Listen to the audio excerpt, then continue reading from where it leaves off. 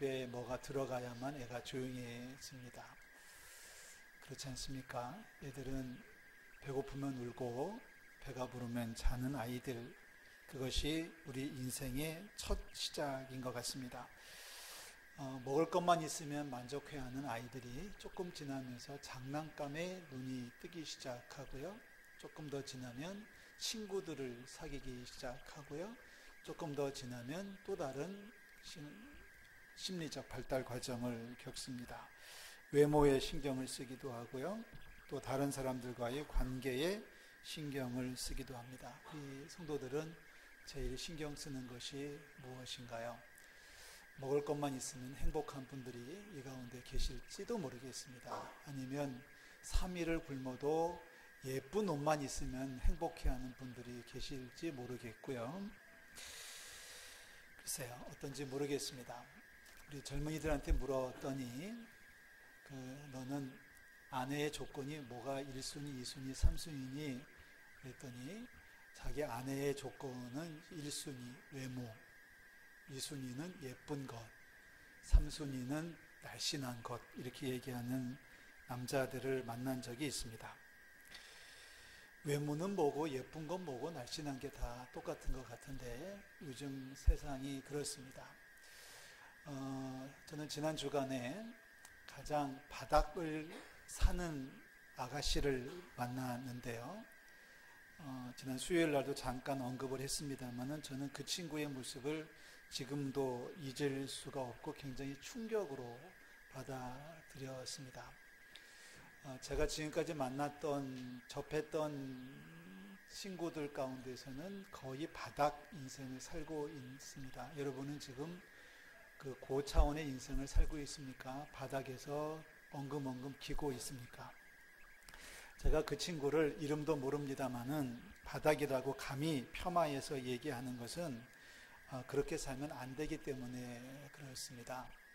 26살짜리 여자아이였는데요, 친구였는데 그 병원의 입원실에 바로 옆에 있었습니다. 옆에 누워있는 환자라서 그 엄마랑 또 누구랑 얘기한 소리를 제가 다 들었는데요. 3일 동안 다 들은 결과를 종합하면, 간단히 얘기하면 그렇습니다. 술을 많이 먹어서 배에 구멍이 나서 병원에 입원해서 수술을 급하게 받았습니다. 수술을 받고 회복을 하는데 의료진들이 와서 절대로 물도 마시면 안 됩니다 라고 하는 그 시간까지 못 기다리고 슬그머니 빠져나가서 담배를 피고 왔습니다.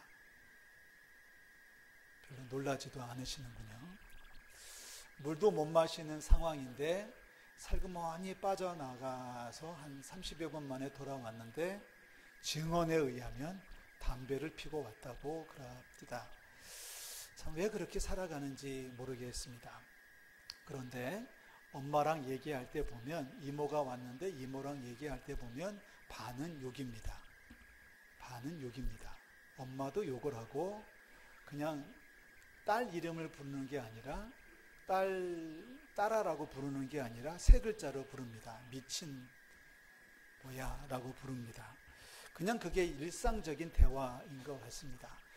더 놀라운 것은 엄마는 어느 교회 집사님입니다. 욕쟁이 집사님이 저희 교회에 없는 것이 얼마나 감사한지 모르겠습니다. 그 이야기를 들으면서 그들이 이야기하는 모습을 들으면서 왜 인생을 저렇게 사나 하는 생각을 가졌는데요. 저희 집사람한테 그런 얘기를 했습니다. 우리 며느리가 저런 애들이 아닌 것이 얼마나 감사하냐.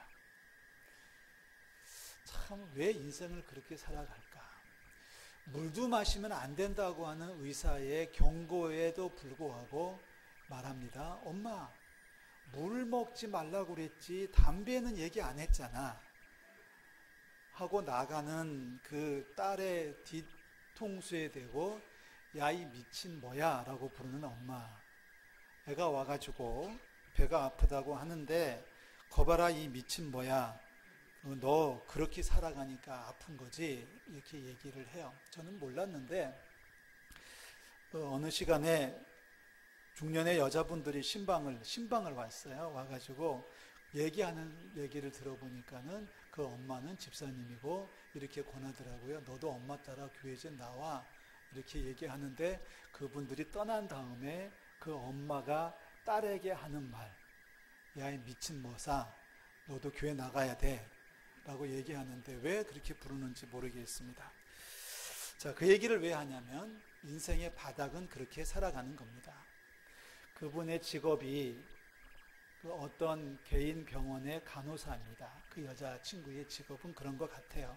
말하는 걸 들어보니까 그렇습니다만은 우리가 인생을 살아갈 때에 바닥이라고 하는 것은 연봉이 낮고 집이 작아서 바닥이 아니에요. 우리의 몸이 아파서 바닥이 아니라 우리가 무엇을 보고 무엇을 꿈꾸며 살아가느냐에 우리의 인생의 차원이 달라지는 겁니다. 여러분의 연봉이 얼마여도 괜찮습니다. 여러분의 집이 아주 다 쓰러져가는 오두막이라도 괜찮고요. 여러분이 가족이 많든 혼자 살든 그런 게 인생의 어떤 가치, 인생의 수준을 이야기하는 게 아니고요. 우리가 무엇을 보느냐, 우리가 무엇을 꿈꾸느냐, 우리가 무엇을 붙잡고 살아가느냐에 따라서 우리의 인생의 가치는 달라지는 것 같습니다. 믿음이라고 하는 것은 눈에 보이지 않는 것을 보는 능력입니다. 다 같이 한번 따라해 보시겠어요? 보이지 않는 세상 바라보기. 오늘 설교의 제목입니다. 조금은 말이 앞뒤가 안 맞습니다. 보이지 않는 것을 어떻게 볼 수 있느냐라고 물을 수 있는데 우리들은 보이지 않는 것을 보는 사람입니다. 보이는 것에 급급해서 무엇을 먹냐, 무엇을 마시느냐에 끌려다니는 인생이 있다면 바닥 인생이라고 할 수 있겠죠. 눈에 보이는 것에 급급해하고 있다면 어린아이 2살, 3살짜리 아이라고 할 수 있을 것입니다. 우리들은 보이지 않는 것을 더 소중하게 여기는 사람들입니다. 사람이 나이를 먹고 그 심성이 발달하면 발달할수록 처음에는 눈에 보이는 것을 급급해하다가 조금 지나면은 눈에 보이지 않는 것을 더 귀하게 여기지 않습니까? 여러분 다 아시잖아요. 눈에 보이지 않는 게 많다는 것을 아시지 않습니까? 제가 지금 입고 있는 옷의 색깔을 여러분이 분별하지만 이 옷이 초록색이든 주홍색이든 하얀색이든 이게 중요한 게 아니라 제 마음에 무슨 마음을 가지고 살아가느냐가 그 사람의 됨됨이를 구성하는 거 아니겠습니까? 그러니까 눈에 보이지 않는 게 훨씬 더 중요하다는 거죠. 눈에 보이지 않는 것 중에 소중한 것이 얼마나 많은지 모르겠습니다. 믿음이라고 하는 것은 눈에 보이지 않는 또 다른 세계를 볼 수 있는 능력입니다. 자, 우리는 눈으로 보는 것들이 있습니다. 그리고 그것을 판단합니다. 눈으로 본 것을 가지고 좋은 애, 나쁜 애, 부족한 애, 많네 우리가 판단합니다. 그런데 또 다른 눈이 있어요. 그것을 우리는 뭐라고 말하냐면 믿음의 눈이라고 이야기를 합니다. 그것을 영적인 눈이라고 말하죠. 여러분들, 저도 마찬가지고 우리 성도들 모두 육을 가지고 있습니다. 우리의 육은 조금 못 먹으면 배고프고 조금 추우면 한기를 느끼고 조금 더우면 나도 모르게 땀이 나는 우리의 육신을 가지고 있습니다. 그 육신을 지배하는 것을 혼이라고 말합니다. 생각하게 하고 판단하게 하고 계획하게 하는 것은 혼이죠. 여러분 지금 혼을 다 갖고 오셨습니까? 지금 두 분이 혼이 빼앗기고 있는 분들이 계십니다. 혼이 나갔다가 왔다 갔다 하는 분들이 계시죠? 혼이 빨리 돌아와야만 사람 되는 겁니다. 혼을 빼앗기지 않기를 바라고요. 자, 혼이 있고 그 혼 가운데서 사물을 보고 판단하고 무엇을 분석하고 기억하고 추리해내고 하는 것이 혼 정신이라면 그 혼 가운데서 또 한 차원으로 올라갈 수 있는데 그것을 우리는 영이라고 부릅니다. 영은 눈으로 보는 것, 눈으로 보이지 않지만 믿는 것을 다 종합해서 하나님을 생각하는 것이 영입니다. 여러분이 집에서 키우고 있는 강아지 IQ가 얼마인지 모르겠습니다. 그래서 우리들이 키우는 강아지는 똑똑해서 주인을 알아보고 주인이 주는 것 외에는 먹지 않고 주인이 오면 꼬리를 치고 달려옵니다. 그 녀석들도 혼은 있습니다. 그런데 강아지나 고양이, 애완동물, 무슨 짐승에게는 혼은 있을지 몰라도 영은 없습니다. 동물을 이렇게 뭐라고 합니까? 도살한다고 하나요? 이렇게 도살장에서 근무하는 직원을 한 분 사귄 적이 있었는데요. 그분이 하는 말이 이렇게 얘기하시더라고요. 짐승들도요, 뭐 소든지 돼지든지 이런 짐승들도 알아서 다 알고 깨닫는 게 있어가지고 도축장에 들어오면 운답니다. 근데 눈물을 흘린답니다. 아는 거죠. 벌써 느낌이 있는 거죠. 아, 여기가 심상치 않은 장소구나. 오늘 내 인생이 이렇게 끝나는 거를 알기 때문에 그 짐승들도 운다는 거예요. 그런데 짐승들이 슬퍼서 울기도 하고 좋으면 꼬리도 치지만 짐승들은 결코 하나님 앞에 예배하지 않습니다. 왜냐하면 짐승들에게는 뭐가 없기 때문이에요? 영이 없기 때문에 그렇습니다. 결국 우리가 인생을 살아가면서 우리의 인생의 차원이, 우리의 삶의 수준이 바닥이냐 조금 중간이냐 높으냐 최고냐라고 하는 기준은 뭐냐면 육에 속한 인생이냐 아니면 혼을 갖고 살아가느냐 정신줄 놓고 살아가느냐 아니면 그보다 더 높은 차원은 하나님을 섬기며 하나님을 소망하며 살아가느냐의 차원이 달라진다고 하는 거죠. 오늘 여러분들 예배에 오셨기 때문에 우리들은 다 영에 속한 하나님의 백성인 줄로 믿습니다. 그렇다면 우리들은 하나님 나라에서 최고입니다. 할렐루야. 옆에 있는 분들에게 인사하겠습니다. 당신이 최고입니다. 예, 당신이 최고라는 말을 해주는데 혼이 빠져있는 분들은 지금 뭔 얘기인지 모르실 겁니다. 기원전 15세기 오늘 우리가 읽은 말씀에 보면 애굽을 탈출한 모세가 각 지파에서 한 사람씩 12명을 뽑아가지고 가나안 땅을 정탐하게 파송을 하는 장면입니다. 13장부터 쭉 나오는데요. 이 12명의 정탐꾼들은 최강의 정예 부대였었습니다. 지나가는 사람을 너 와 해가지고 파송한 게 아니고요. 그냥 동네 사람들 모아놓고 파송한 게 아니고요. 이 12명은 각 지파에서 뽑힌 사람들입니다. 각 지파는 20살 이상 55세 이하의 남자들만 기준으로 했을 때 각 지파는 평균 잡아서 5만 명에서 6만 명입니다. 그 5만 명에서 6만 명이 되는 5만 명이라고 하죠. 5만 명 중에 한 명이 뽑힌 거예요. 남자 가운데 장정 가운데 한 명이 뽑혔으면 대단한 능력의 소유자들입니다. 싸움이면 싸움, 지혜면 지혜, 모든 면에 있어서 최고의 사람들을 뽑아가지고 모세는 가나안 땅에 파송을 해서 가나안 땅이 어떻게 생겼는지, 그 땅의 모양이 어떤지, 거기 사는 사람들의 집은 어떤지, 생김새는 어떤지 이런 것들을 두루 탐지하고 돌아오도록 지시를 했습니다. 40일이 걸렸습니다. 40일 동안 이 사람들은 같이 출발했다, 같이 행동했다가 같이 돌아왔습니다. 이 12명이 40일의 정탐을 마치고 돌아와서 보고하는 내용이 13장 25절부터 마지막 절까지 기록이 되어져 있습니다. 이 12명의 정탐꾼들이 돌아와서 하는 이야기는 한마디로 말하면 이겁니다. 처음에는 이 땅 괜찮은 땅입니다. 그래서 그 증거로 포도를 두 장정이 막대기를 꿰가지고 메고 왔다고 기록이 되어져 있습니다. 그런데 문제는 뭐냐면 거기에 살고 있는 사람들이 보통 등치들이 아닙니다. 거인들입니다. 그리고 그들이 살고 있는 집을 보니까, 마을을 보니까 이거는 완전히 요새입니다.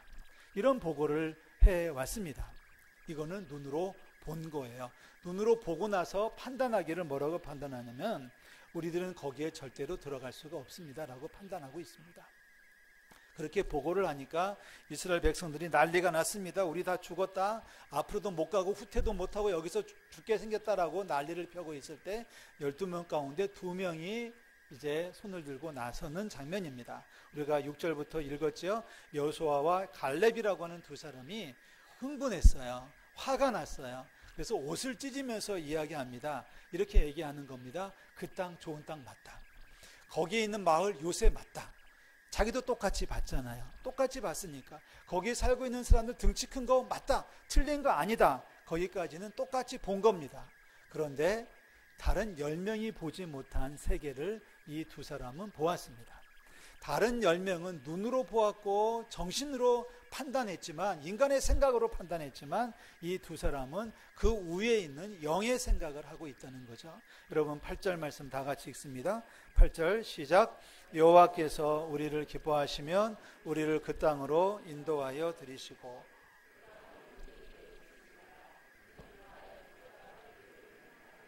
아멘. 여러분 이 말씀을 마음속에 간직하십시오. 여호와께서 우리를 기뻐하시면. 이건 눈으로 안 보여요. 눈으로 안 보입니다. 요즘 젊은이들을 좋아하는 컴퓨터로 두드려도 나타나지 않습니다. 정리가 되지 않습니다. 이거는 믿음의 눈으로 봐야만 보이는 세계거든요. 영에 속한 문제거든요. 그 땅 좋다. 거기 많은 사람들이 살고 있다. 그 사람들이 덩치가 보통이 아니다. 우리가 쳐들어갈 수 없다. 우리가 함락시킬 수 없는 요새다. 거기까지는 똑같습니다. 거기까지는 차원이 똑같은데 한 차원 높게 살아가는 사람들의 눈은 세상 사람들이 보지 못하는 세상을 보는 거죠. 그래서 얘기합니다. 그래? 그런데 여호와께서 하나님께서 우리를 기뻐하시면 이건 믿음입니다. 우리는 지금 믿음을 이야기하고 있는 겁니다. 여러분들은 지금 예배 시간에 나와가지고 어떤 뉴스를 들으려고 하시는 것도 아니고요. 어떤 결과를 보러 나오신 것도 아닙니다. 지금 우리들은 어떤 사실을 보는 게 아니라 우리들은 지금 믿음을 이야기하는 거죠. 이 두 사람이 하는 말입니다. 다 그래. 그렇지만 하나님이 우리를 기뻐하시면, 하나님 우리를 도와주신다면 그 땅 우리가 차지할 수 있어요. 우리가 쳐 올라갑시다 라고 말하는 게 여호수아의 믿음이었고 갈렙의 믿음이었습니다. 여러분들은 지금 10명입니까? 아니면 2명에 속해 있습니까? 하나님의 나라는 먹고 마시는 것이 아닙니다. 무엇을 먹었느냐가 아닙니다. 처음에 말씀드렸지만 우리가 단칸 3방에 산다고 할지라도, 우리가 서너 평짜리 작은 방에 12식구가 산다고 할지라도, 우리가 하루 벌어서 하루를 살고 하루 먹고 하루는 굶는다고 할지라도 우리는 하나님의 나라를 볼 수 있다면 우리는 수준 높은 인생을 살 수 있는 거고, 그것이 바로 하나님의 축복입니다. 아무리 고리대궐에서 살고 아무리 높은 집에서 살고 아무리 높은 지위에 올라갔다고 할지라도 하나님을 모르면 아무것도 아니에요. 하나님을 모르면, 하나님의 세계를 볼 수 없으면 그 차원, 그 사람의 수준은 한참 바닥이라고 하는 거죠. 세상 사람들이 그렇더라니까요. 얼마나 어리석은지요. 제 속에서 막 끌어올라가지고요. 아유, 저거 그냥 쫓아가서 한 대 때려주고 싶었어요. 아니, 의사가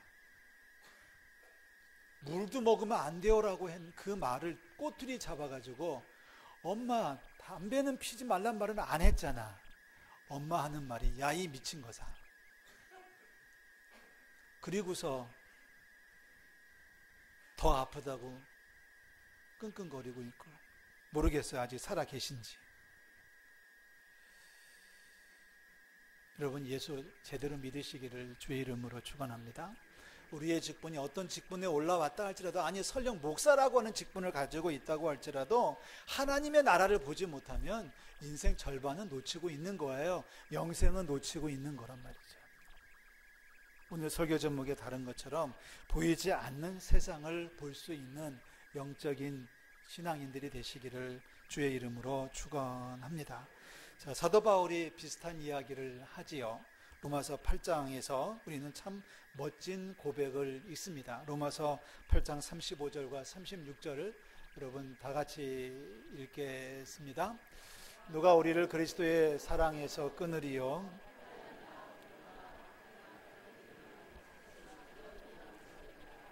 기록된 바 우리가 주를 어김을 받아나이다 함과 같으니라. 아멘. 거기까지만 먼저 보겠습니다. 지금 무슨 얘기예요? 사도 바울이 우리의 심정을, 우리의 입장을 지금 얘기하기를, 환난당하고 있어요, 곤고해요, 너무 힘들어요, 죽을 것 같아요, 지금 그 얘기하는 거거든요. 그래서 비유컨대 뭐라고 하냐면 도살당할 양 같아요 라고 얘기합니다. 여러분, 도살장에 끌려가는 양은 어떤 마음일까요? 어떤 가능성이 있을까요? 뭐가 있겠습니까? 그 처지를 여러분 한번 상상해 보십시오. 털 깎이는 양도 정말 처절한데, 털 깎이는 정도가 아니라 이 아예 죽으러 들어가는 도살장에 끌려가는 양 같은 게 어쩌면 저와 여러분들의 오늘의 형편일 수도 있다는 얘기예요. 돌아보면 도와주는 사람도 없고요, 애들도 말 정말 안 듣고요, 남편은 남편대로, 아내는 아내대로, 직장에서는 매일 그만두라는 얘기나 했었고요, 사업은 맨날 바닥이고요. 여러분, 그런 얘기 하자면 한두 끝도 없으실 거예요. 그래서 한마디로 정리를 하면, 한마디로 비유하면 도살장에 끌려간 양 같은 삶을 살고 있다. 그런데요, 반전이 이루어집니다. 반전이 이루어집니다. 자, 눈으로 보이는 것은 지금 도살장에 끌려가는 양 같은 신세이지만 눈에 보이는 것은 칼을 들고 서 있는 도살꾼들밖에 안 보이고, 눈에 보이는 것은 이미 죽어나가 있는 다른 양들밖에 안 보이고, 여기저기서 피비린내가 나고 있는 현장밖에 보이지 않지만, 믿음의 눈으로 보면 그 위에 있는 하나님을 본다는 거죠. 그래서 우리는 로마서 8장에서 37절을 읽어야 됩니다. 37절 다 같이 읽겠습니다. 그러나 이 모든 일에 우리를 사랑하시는 이로 말미암아 우리가 넉넉히 이기느니라. 아멘. 여기까지만 보겠습니다. 37절입니다. 다 같이 한 번만 더 읽을게요. 외우시면 좋겠어요. 이 모든 일에 우리를 사랑하시는 이로 말미암아 우리가 넉넉히 이기느니라. 자, 눈에 보이는 건 뭐예요? 도살장이에요. 도살꾼들이에요. 눈에 보이는 것은 환난과 곤고와 박해, 기근, 적신, 벌거벗김 당하는 거, 칼 들고 있는 서슬퍼런 녀석들의 흉측한 모습밖에 보이지 않습니다. 눈에 보이는 것은 그렇지만, 그러나 믿음의 눈으로 보니까 그 위에 계신 하나님이 보이기 시작하는 거예요. 그 하나님이 뭐 하시는 분이냐면 우리를 사랑하신다는 거죠. 우리를 사랑하시는 이로 말미암아 우리가 이긴다, 아니 넉넉히 이긴다라고 말씀합니다. 지금 여호수아와 갈렙이 고백하는 내용이 그겁니다. 좋은 땅이면 뭐해요? 거기 주인이 다 차지하고 있는데. 바울이 말하는 것은 뭐예요?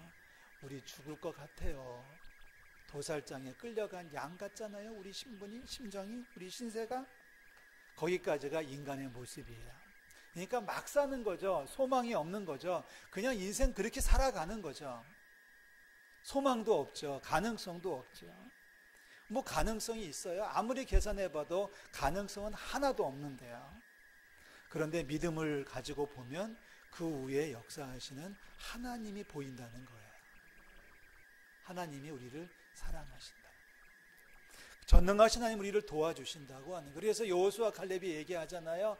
아니에요. 우리 치고 올라가야 돼요. 왜? 우리 하나님 우리를 기뻐하신다면 하나님 우리를 도와주시기 때문에 우리는 올라갈 수 있어요. 다들 도살장에 끌려가 있는 양 같은 신세라고 할지라도 아니에요. 우리는 넉넉히 이길 거예요. 무슨 힘으로? 우리를 사랑하시는 하나님의 능력으로 이긴다는 거거든요. 우리 좀 힘을 냈으면 좋겠습니다. 우리 정말 어려운 분들 많이 계시더라고요. 그런데 아직 기회는 많이 있고요. 우리 인생 아직도 많이 남아 있고요. 할 수 있는 일 많이 나는 못해도 내 속에서 역사하시는 하나님의 능력으로 세상을 이기게 될 줄로 믿습니다. 우리를 사랑하시고 세상 만물을 통치하시는 하나님을 볼 수 있기를 주의 이름으로 축원합니다. 다 일어나시죠. 우리 마지막 찬송을 부릅니다. 545장을 찬송하겠습니다.